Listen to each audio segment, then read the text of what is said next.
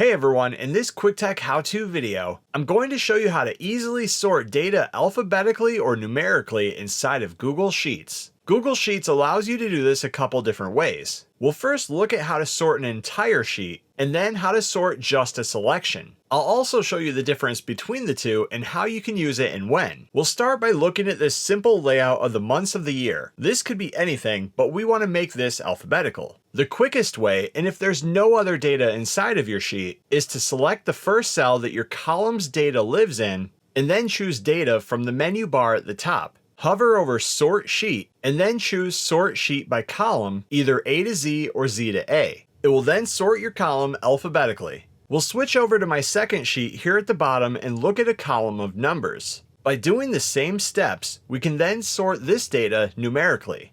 But where the difference is and it becomes an issue is if you have a lot of data inside of your sheet and you only want to sort a specific chunk of cells. I'll undo what we just did and then copy and paste the numbers we have here over to our month sheet to look at that. Now if I do the same steps as before and sort the sheet, it will sort everything.